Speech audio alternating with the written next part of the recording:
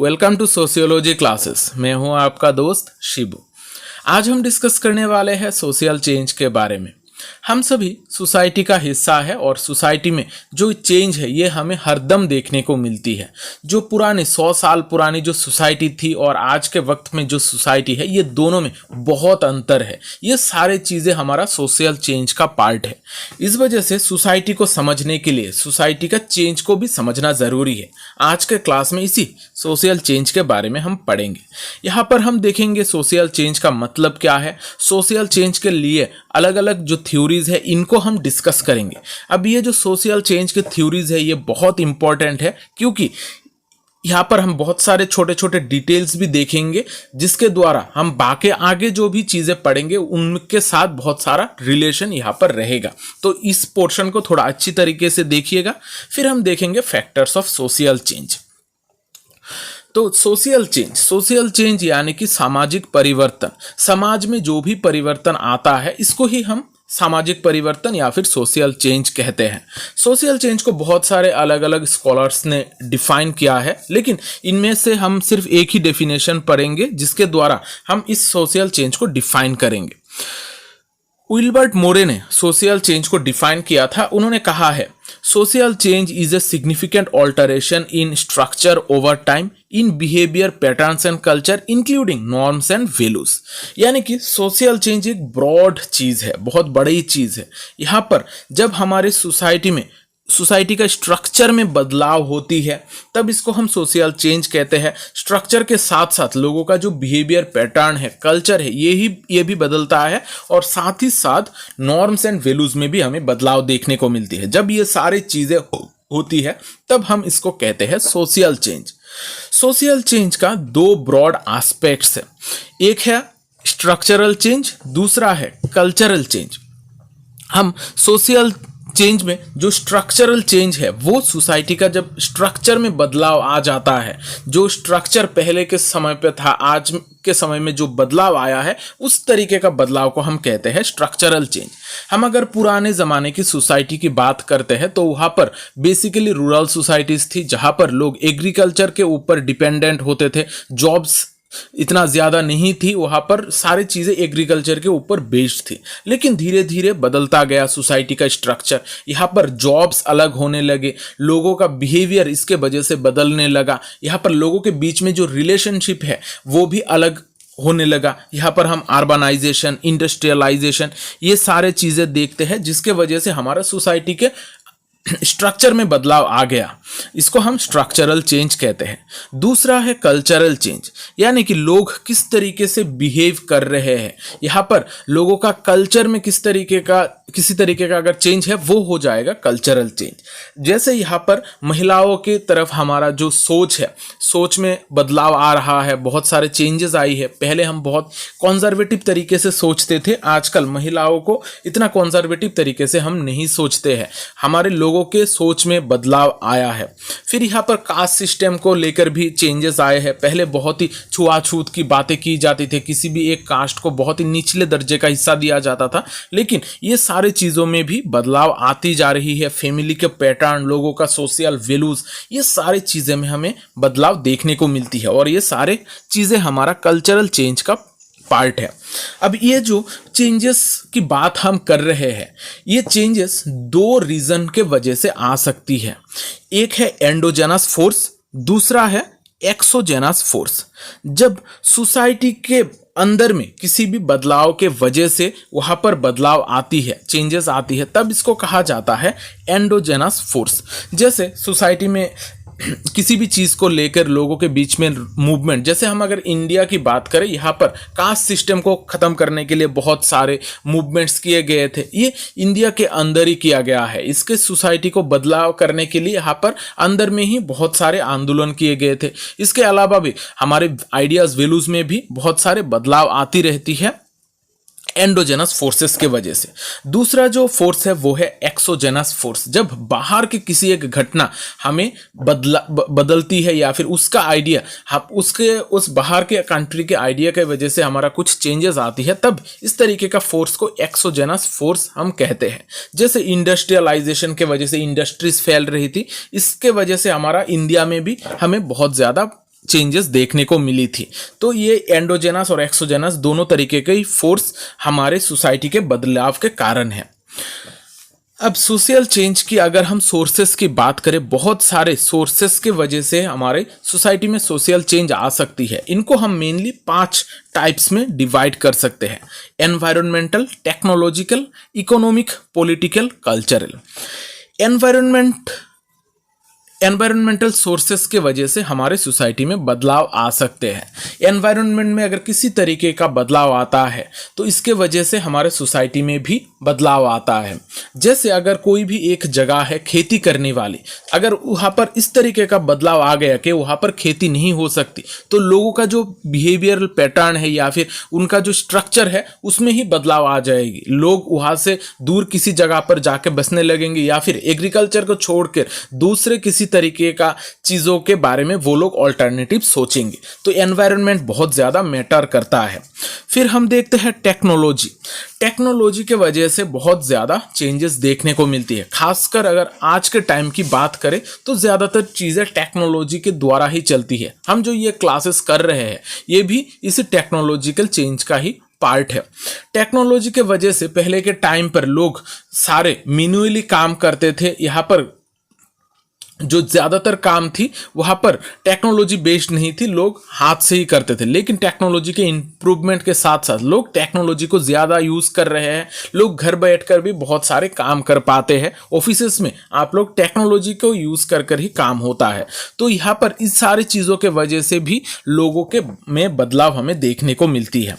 फिर यहाँ पर इकोनॉमी के वजह से, यानी कि किसी के पास अगर ज़्यादा पैसा आ जाए तो इसमें भी इसके वजह से भी बदलाव देखने को मिलती है। पॉलिटिकल स्ट्रक्चर में जब कोई बदलाव आता है इसके वजह से भी हमारा सोशल चेंज हो सकता है। फिर कल्चरल भी चेंजेस हम देख सकते हैं, यानी कि कल्चर में बदलाव के वजह से भी हमारा सोशल चेंज हो सकता है।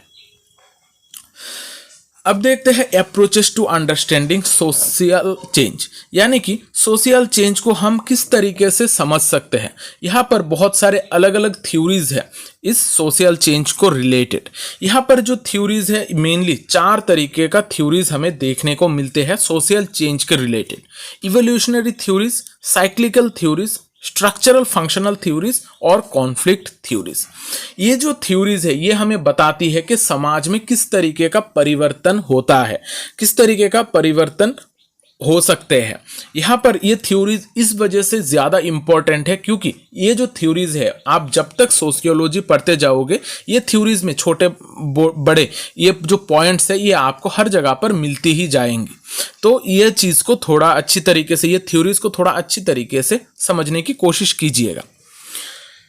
पहला है evolutionary theories of change. Evolutionary theories हमें क्या कहता है? इवोल्यूशनरी थ्योरीज वो सारे थ्योरीज है जो हमें कहता है कि सोसाइटी का इवोल्यूशन एक सिस्टमेटिकली होता है। यहाँ पर एक सही डायरेक्शन होता है जहाँ पर ये चेंजेस होती जाती है, यानी कि हमारा सोसाइटी स्टेप बाय स्टेप आगे बढ़ता है। पहले के ज़माने में एकदम पुरानी सिंपल सोसाइटीज थी, फिर धीरे धीरे आगे बढ़ते हुए हमारा आज के टाइम पर एक कॉम्प्लेक्स एंड एडवांस सोसाइटी हमें देखने को मिलता है। ये जो सोसाइटीज़ है पहले ओरिजिनल फॉर्म में थी, फिर धीरे धीरे यहाँ पर फाइनल स्टेज तक डेवलपमेंट होता जाता है, यानी कि यहाँ पर एक डायरेक्शन में डेवलपमेंट की बातें की जा रही है। अब ये जो इवोल्यूशनरी थ्योरीज है उनका कहना है कि ये जो सोशल चेंज है ये भी इसी तरीके का एक डायरेक्शन में चलता है। जिस तरीके से सोसाइटी का इवोल्यूशन होता जा रहा है ये शुरुआत से लेकर आखिर तक आगे बढ़ता ही जाएगा और ये बहुत सारे स्टेजेस से होकर गुजरेगा। अब ये इवोल्यूशनरी थ्योरीज को हम 2 कैटेगरीज में डिवाइड कर सकते हैं। एक है क्लासिकल इवोल्यूशनरी थ्योरीज, दूसरा है new evolutionary theories. Classical evolutionary theories वो पुराने 19th सेंचुरी के थ्योरीज है जो हमें कहते हैं कि सोसाइटी में किस तरीके का इवोल्यूशन हो सकता है। इनमें हम बहुत इंपॉर्टेंट स्कॉलर्स देखते हैं: Auguste Comte, Herbert Spencer, L H. Morgan, Ferdinand Tonnies, ये सारे है क्लासिकल इवोल्यूशनरी थ्योरिस्ट। इनका जो थ्योरीज है ये भी बहुत इंपॉर्टेंट है।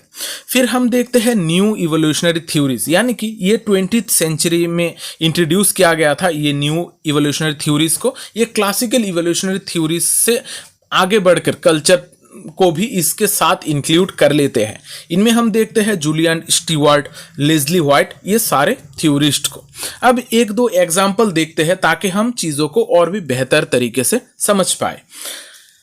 अब इवोल्यूशनरी थ्योरी में हम देखते हैं ऑगस्ट कॉम्ट। ऑगस्ट कॉम्ट कहते हैं कि हमारा सोसाइटी किस तरीके से चेंज हो रहा है। उन्होंने कहा है कि हमारा सोसाइटी मेनली 3 स्टेजेस में बदला है: थियोलॉजिकल स्टेज, मेटाफिजिकल स्टेज और पॉजिटिविस्टिक स्टेज।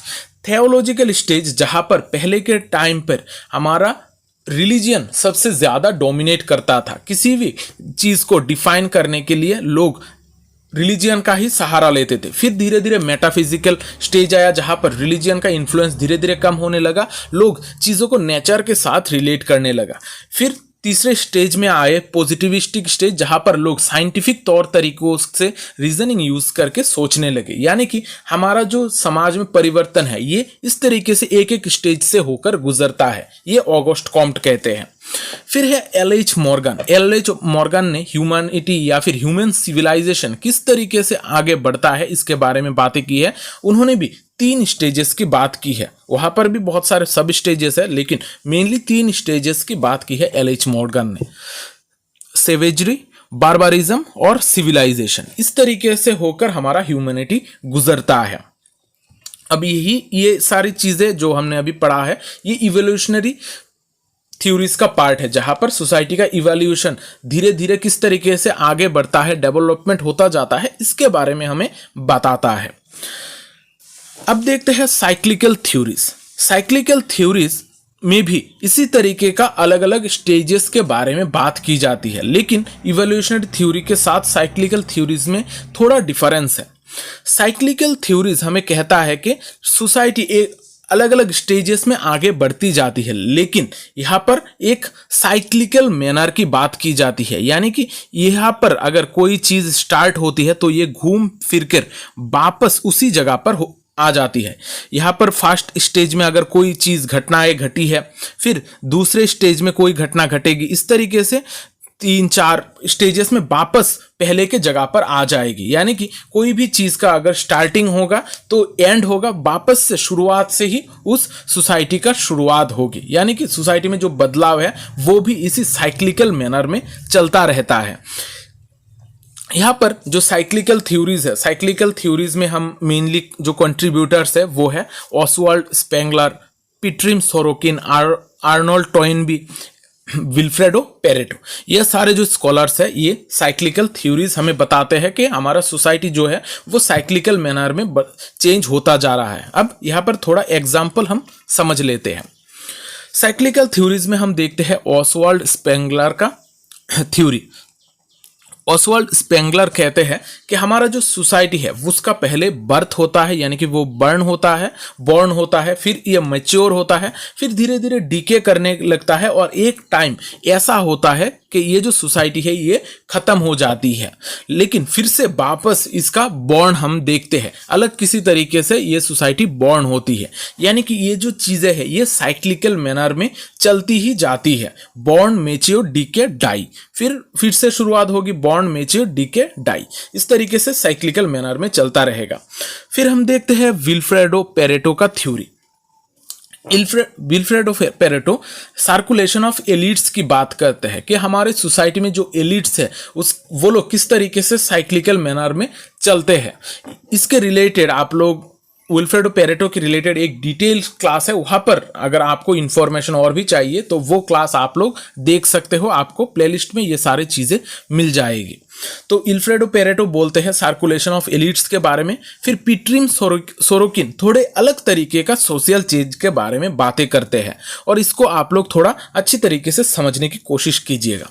पीट्रिम सोरोकिन कहते हैं कि हमारा जो सोशल चेंज है वो साइक्लिकल पैटर्न में तो होता है, लेकिन ये उस तरीके का एकदम गोल साइक्लिकल पैटर्न नहीं है।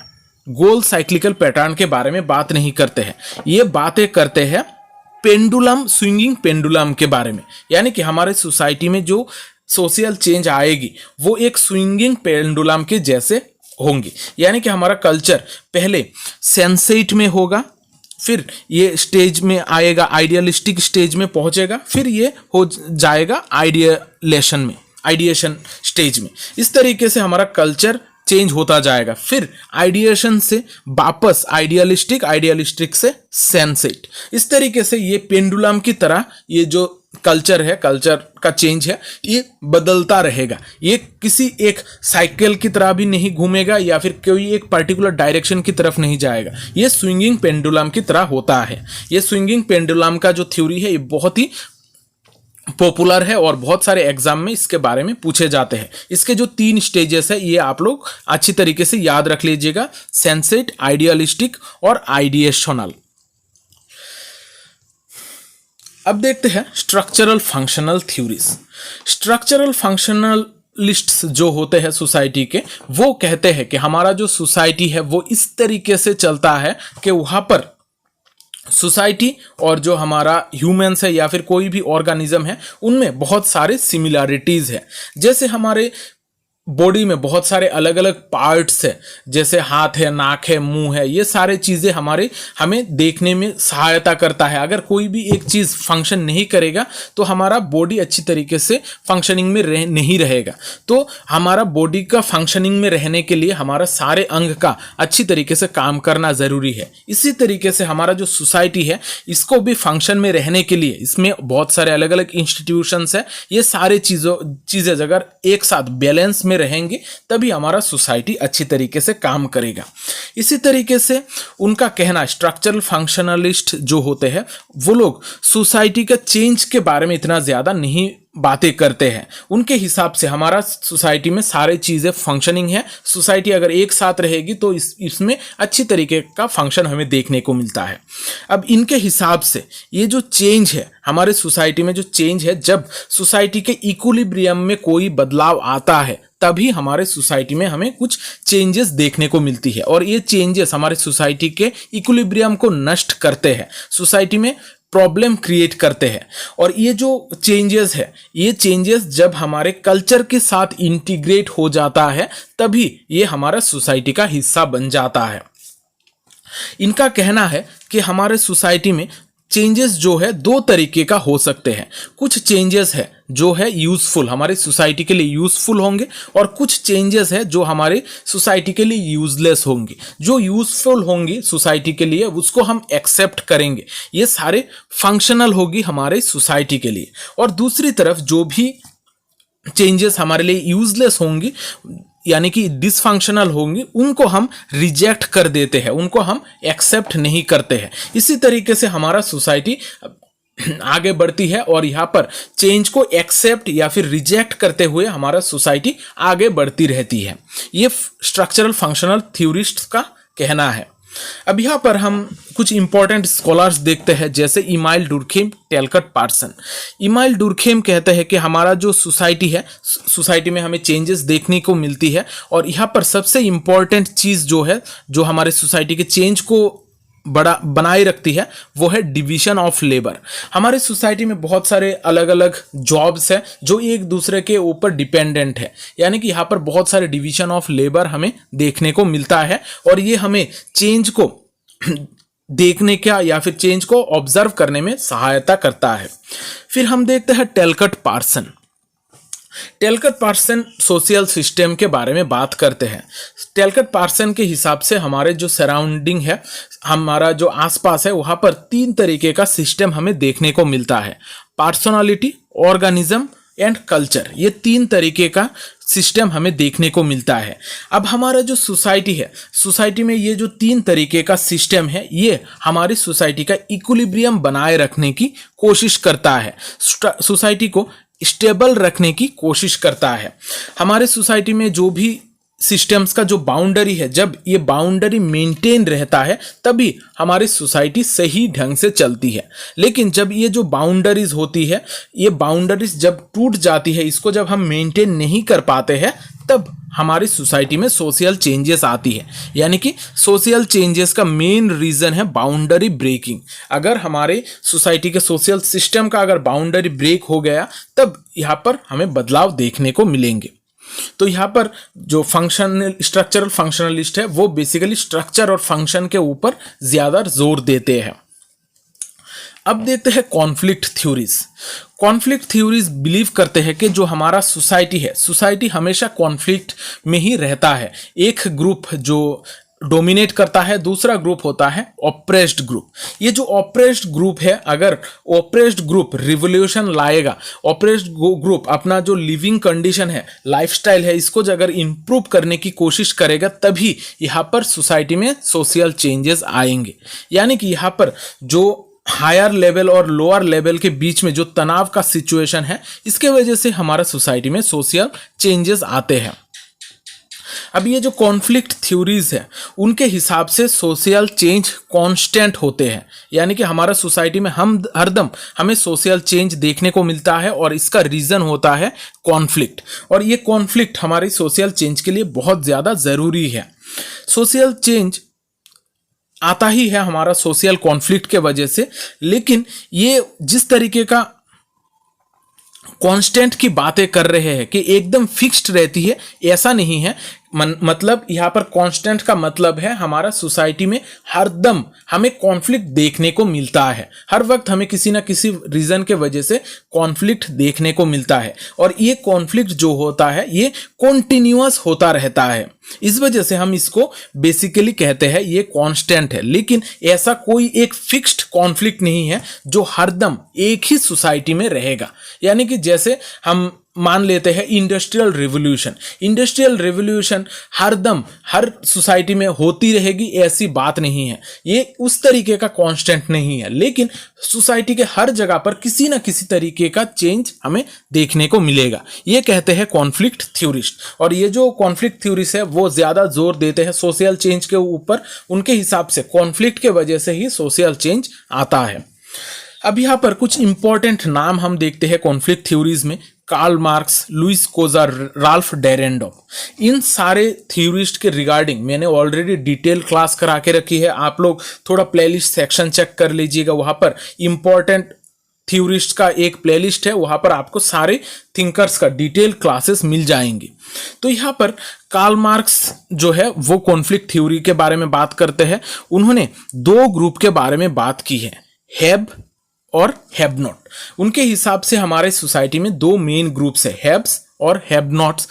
जिसके पास पैसे है, जो सोसाइटी को कंट्रोल करते हैं, जिसके पास प्रोडक्शन का मीन्स है, वो होते हैं हैव्स, और दूसरे होते हैं हैव नॉट्स जो सिर्फ उनके यहाँ पर जाकर काम करते हैं। यहाँ पर उन्होंने प्रोडक्शन के बेसिस पर कॉन्फ्लिक्ट के बारे में बात की है कि सोसाइटी में क्लास रिलेशन लोगों के बीच में होती है, और ये दोनों क्लास के बीच में बहुत ज़्यादा एंटागोनिज्म होता है, और इसके वजह से सोसाइटी में बदलाव आती है। लुइस कोजार ऑपोजिट में थोड़े अलग तरीके का कॉन्फ्लिक्ट थ्योरिस्ट है। उन्होंने कॉन्फ्लिक्ट का जो फंक्शनल व्यू है उसके बारे में बात की है। उनके हिसाब से, लुइस कोजार के हिसाब से, ये जो कॉन्फ्लिक्ट है ये फंक्शनल है। सोसाइटी में कॉन्फ्लिक्ट होना ज़रूरी है और इसका फंक्शनल पार्ट भी है। इसके वजह से हमारे सोसाइटी में कुछ क्रिएटिव चीज़ें होती है, सोसाइटी में चीज़ें बदलती है, और इसके द्वारा ही हमारा जो सोसाइटी है आगे बढ़ती रहती है। यहाँ पर सोशलाइजेशन प्रोसेस में भी बदलाव हमें देखने को मिलती है। ये सारी चीज़ें लुइस कोजार के हिसाब से फंक्शनल है। फिर हम देखते हैं Ralf Dahrendorf class and class conflict के बारे में बात करते हैं। वो ज़्यादातर फोकस करते हैं ऑथोरिटी के ऊपर, किसके पास ऑथोरिटी है। उन्होंने कॉन्फ्लिक्ट का मेन रीज़न बताया है अनइक्वल डिस्ट्रीब्यूशन ऑफ ऑथोरिटी। हमारे यहाँ पर जब ऑथोरिटी का अनइक्वल डिस्ट्रीब्यूशन होता है तभी हमारे सोसाइटी में कॉन्फ्लिक्ट आता है। तो ये जो सारे थ्योरीज है, conflict theories, structural functionalist, cyclical evolutionary theorist, ये सारे थ्योरीज हमें यही बताते हैं कि किस तरीके से चेंज हो रहा है। हर एक का अपना पॉइंट ऑफ व्यू है। हर एक जो थ्योरीज है वहाँ पर अलग अलग बहुत सारे स्कॉलर का कंट्रीब्यूशन भी हम देखते हैं। तो अब देखते हैं factors of social change. Social change का क्या क्या फैक्टर्स है, कौन से वो रीजंस है जिसके वजह से सोशल चेंज हो सकता है। बहुत सारे अलग अलग फैक्टर्स है जिसके वजह से हमारा सोसाइटी में बदलाव हम देख सकते हैं। Cultural factors, ideas and values, political factors, environmental factors, demographic factors, religious, technological, conflict, economic, social movement and change, ये सारे फैक्टर्स है जो हमारे सोशल चेंज का कारण है। अब एक एक करके हम थोड़ा बहुत यहाँ पर देखते हैं, इतना डिटेल में देखने की ज़रूरत नहीं है, लेकिन एग्जाम के पॉइंट ऑफ व्यू से हम थोड़ा बहुत इन चीज़ों को समझ के आगे बढ़ते हैं। कल्चरल फैक्टर, कल्चरल फैक्टर यानी कि हमारा जब कल्चर में कोई बदलाव आती है तब ये होता है हमारा कल्चरल फैक्टर। कल्चर कभी भी कांस्टेंट नहीं होता है, यहाँ पर कल्चर हमेशा थोड़ा बहुत बदलता ही रहता है। यहाँ पर नए तरीके का इनोवेशन, डिस्कवरी या फिर किसी भी कल्चरल डिफ्यूजन के वजह से हमारे सोसाइटी में कल्चर की बदलाव देखते हैं। जैसे आजकल हमारा ट्रेंड है वेस्टर्न कल्चर को फॉलो करना, वो लोग जिस तरीके का ड्रेसअप करते हैं हमारा इंडिया में भी हम उसी तरीके का ड्रेसअप देखते हैं। फिर यहाँ पर कुछ अगर नए तरीके का इन्वेंशन, टेक्नोलॉजिकल इन्वेंशन हुआ या फिर कोई भी कल्चरल इन्वेंशन हुआ तब भी सोसाइटी में बदलाव आती है। यहाँ पर इन्वेंशन, डिस्कवरी और डिफ्यूजन के वजह से कल्चर में बहुत ज़्यादा चेंजेस हमें देखने को मिलती है। अब अगर कोई नए तरीके का आइडिया आया, जब किसी को कोई एक नए तरीके का आइडिया मिलता है, इसके वजह से भी हमारे सोसाइटी में बदलाव आती है। जैसे मैक्स वेबर ने बताया है कि हमारे सोसाइटी में ये जो कैपिटलिज्म आया, जो प्रोटेस्टेंट एथिक्स थे, प्रोटेस्टेंट्स जो थे, उनका रिलीजियस माइंडसेट में जब बदलाव आया, इसी के वजह से हमारा सोसाइटी में कैपिटलिज्म आया। और कैपिटलिज्म के साथ साथ ये जो इंडस्ट्रियलाइजेशन है इसका भी प्रोसेस और भी तेज हो गया। यानी कि यहाँ पर हमारा कोई भी एक आइडिया में, हमारा सोच में अगर बदलाव आती है तो हमारा सोसाइटी में भी हमें चेंजेस देखने को मिलती है। फिर बहुत सारे पॉलिटिकल फैक्टर्स हैं। पॉलिटिकल फैक्टर्स, एक एक जगह पर आपको एक तरीके का पॉलिटिक्स देखने को मिलेगा। किसी जगह पर आपको डिक्टेटरशिप देखने को मिलेगा तो किसी जगह पर आपको डेमोक्रेसी देखने को मिलेगा। हर जगह पर अलग तरीके का रूलिंग क्लासेस होते हैं। वो लोग पॉलिटिकल एटमॉस्फेयर किस तरीके का क्रिएट करते हैं इसके ऊपर डिपेंड करता है। जैसे हम सभी किम जोंग के बारे में जानते हैं, वो एक डिक्टेटर है। फिर हिटलर के टाइम पे जो हिटलर था वो सिर्फ अपने बारे में, वो लोग जिस तरीके का चीज़ें कहेंगे उसी तरीके का चीज़ें लोगों को करना पड़ेगा, उसी तौर तरीके को फॉलो करना पड़ेगा। लेकिन जब डेमोक्रेसी की बात करते हैं तो यहाँ पर डेमोक्रेसी थोड़ा फ्रीली हमें देता है, यहाँ पर हर किसी का इक्वल हक होता है। इस वजह से जो अलग अलग पॉलिटिकल फैक्टर्स है इसके वजह से भी सोसाइटी में चेंजेस आ सकते हैं। फिर है एनवायरमेंटल फैक्टर्स या फिर फिजिकल फैक्टर्स। एनवायरनमेंट में अगर बदलाव आती है, किसी भी एक विलेज स्ट्रक्चर में अगर चेंजेस आती है, एनवायरनमेंट का इम्पैक्ट अगर आता है तब इसको हम एनवायरमेंटल फैक्टर कहते हैं। अगर जैसे किसी जगह पर अगर सुनामी आ गई तो उस जगह पर चेंजेस बहुत ज़्यादा हो जाएंगे। किसी भी जगह पर अगर ड्राउट बहुत सालों तक चलता जाएगा तो वहाँ पर स्ट्रक्चर में बदलाव आएंगे। ये सारे फ्लड के वजह से हो सकता है, यहाँ पर सुनामी की वजह से हो सकता है, ये सारे एनवायरमेंटल फैक्टर्स है। आज के टाइम पर हम देखते हैं ग्लोबलाइजेशन के वजह से, ग्लोबल वार्मिंग के वजह से हमारा टेम्परेचर बढ़ रहा है। बहुत सारे एरिया में जहाँ पर पहले बर्फ़ पड़ती थी आज के टाइम पर वहाँ पर बर्फ़ नहीं है। तो ये सारे चेंजेस हमें देखने को मिल रहे हैं एनवायरनमेंट के वजह से, और उस जगह पर सोसाइटी में भी इसी रीज़न के वजह से चेंजेस भी आ रहे हैं। फिर हम देखते हैं डेमोग्राफिक फैक्टर्स। डेमोग्राफिक फैक्टर्स यानी कि जब लोगों का संख्या बढ़ता है या फिर घटता है। किसी भी जगह पे अगर बर्थ इंक्रीज हो जाए और डेथ डिक्रीज हो जाए तो वहाँ पर जनसंख्या धीरे धीरे बढ़ती रहती है। यहाँ पर इसके वजह से जनसंख्या जब बढ़ेगी तब लोगों का जॉब अपॉर्चुनिटीज़ कम हो जाएंगी, लोग ज़्यादातर माइग्रेट करना पसंद करेंगे, लोगों का जो लाइफस्टाइल है वो भी बदल जाएगा। फिर है रिलीजियस फैक्टर। रिलीजियस फैक्टर के वजह से बहुत सारे चेंजेस होते भी है, साथ ही साथ बहुत सारे चेंजेस को रेजिस्ट भी किया जाता है। जैसे हमने थोड़ी देर पहले भी बातें की है कि प्रोटेस्टेंट के वजह से हमारा सोसाइटी में कैपिटलिज्म आया, यहाँ पर इंडस्ट्रियलाइजेशन भी डेवलप हुआ और ये एक पॉजिटिव चेंज है। लेकिन बहुत सारे चेंज को रेजिस्ट भी करता है ये रिलीजियस फैक्टर। बहुत सारे रिलीजन नए नए चीज़ों को अडॉप्ट करने से मना करती है, लोगों का जो सोच है वो कंजर्वेटिव बना देती है, जिसके वजह से वो अपने आसपास के जो चेंजेस है उसको एक्सेप्ट नहीं कर पाता है। फिर हम देखते हैं टेक्नोलॉजिकल फैक्टर्स। टेक्नोलॉजी में बहुत सारे बदलाव के वजह से चेंजेस हम देखते हैं, ये हरदम हमें देखने को मिलती है। जैसे इंडस्ट्रियल रिवॉल्यूशन में जो टेक्नोलॉजिकल चेंजेस आई उसके वजह से हमारा पूरी के पूरी वर्ल्ड में बदलाव हमें देखने को मिलती है, थोड़ा बहुत करके हर जगह पर इसका इफेक्ट हमें देखने को मिलता है। आजकल हर कंट्री इंडस्ट्री के ऊपर डिपेंडेंट है, टेक्नोलॉजी के ऊपर डिपेंडेंट है।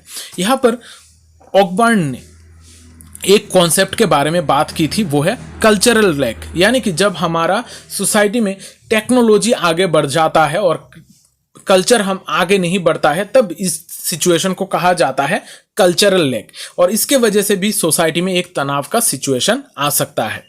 फिर हम देखते हैं कॉन्फ्लिक्ट एंड चेंज। हमारी सोसाइटी में कॉन्फ्लिक्ट और टेंशन हर वक्त चलता ही रहता है। यहाँ पर हमें स्ट्रक्चरल स्ट्रेन, डिप्रीवेशन, कल्चरल रिविटलाइजेशन, इस तरीके का अलग अलग कॉन्फ्लिक्ट हमें देखने को मिलता है, और इसके वजह से हमारा सोसाइटी में चेंजेस भी होती है। यहाँ पर caste, class, gender, ethnicity, state, ये सारे रीजन के वजह से कॉन्फ्लिक्ट देखने को मिलता है, और ये सारे चीज़ें हमारा सोसाइटी का चेंज का कारण भी बनती है। फिर हम देखते हैं इकोनॉमिक फैक्टर। इकोनॉमिक, किसी भी एक जगह का अगर इकोनॉमी बदल जाए, इकोनॉमिक सिचुएशन बदल जाए, तो उस जगह में बहुत सारे चेंजेस हो सकती है। जैसे हमने देखा है कि मिडिल ईस्ट में जब ऑयल का डिस्कवरी हुआ, ऑयल का यूज़ करना लोगों ने शुरू किया, और उस जगह पर मिडिल ईस्ट में जो ऑयल का पाया गया, खासकर जो सऊदी अरबिया जगह है, वहाँ पर आप लोग ड्रास्टिक चेंज देख सकते हो। वो लोग तेल के कुएं के वजह से वो लोग बहुत ज़्यादा अमीर हो रहे हैं। वहाँ पर सोसाइटी बहुत ज़्यादा चेंज हो गई। पहले जो सोसाइटी एकदम गरीब थी, आज के टाइम पर वो बहुत ज़्यादा पावरफुल, और वहाँ पर बहुत ज़्यादा पैसे भी है। तो यहाँ पर इकोनॉमिक फैक्टर के वजह से भी, इकोनॉमी में अगर अचानक से कुछ बदलाव आ जाता है तो यहाँ पर सोसाइटी में भी बदलाव आता है। यहाँ पर हम आज के टाइम पर देखते हैं ग्लोबलाइजेशन। ग्लोबलाइजेशन के वजह से सोसाइटी में इकोनॉमी का जो फ्लो है वो भी बदल गया है, और इसके वजह से लोगों के बीच में जो रिलेशन है, एक कंट्री के साथ दूसरे कंट्री का जो रिलेशन है, ये भी बदल चुका है। फिर हम देखते हैं सोशल मूवमेंट्स। सोशल मूवमेंट के वजह से भी सोसाइटी में बहुत ज़्यादा बदलाव आता है, और ये जो सोशल मूवमेंट होता है ये इंटेंशनल होता है। कोई भी ग्रुप किसी भी एक टॉपिक को लेकर उसको बदलने के लिए या फिर उसको रेजिस्ट करने के लिए सोशल मूवमेंट करता है। यहाँ पर values, norms, institution, cultural relationship, tradition, ये सारे चीज़ों को डेलिबरेटली जब चेंज किया जाता है मूवमेंट के जरिए, वो होता है सोशल चेंज। और यहाँ पर जो चेंज है वो इंटेंशनल होती है। आज के क्लास में हमने सोशल चेंज के रिलेटेड बहुत सारे चीज़ों को कवर किया है। आशा करता हूँ ये जो सारे चीज़ें हैं आपको समझ में आया है। तो ये जो चैनल है इसको सब्सक्राइब कर लीजिएगा, क्योंकि इस चैनल पे आपको सोशियोलॉजी रिलेटेड बहुत सारे वीडियोस मिलेंगे। यहाँ पर बहुत सारे प्लेलिस्ट है, प्लेलिस्ट से आप लोग अपने पसंद के हिसाब से चीज़ें ढूंढकर स्टडी कर सकते हो, आपको चीज़ें ढूंढने में आसानी होगी। तो आज का क्लास मैं यहाँ पर ही ख़त्म करता हूँ। अगर क्लास अच्छा लगा है तो वीडियो को लाइक और शेयर ज़रूर कीजिएगा, क्योंकि शेयरिंग इज़ केयरिंग। मिलते हैं अगले सेशन में, तब तक अच्छे रहिए, स्वस्थ रहिए और लोगों में प्यार बांटते रहिए। जय हिंद।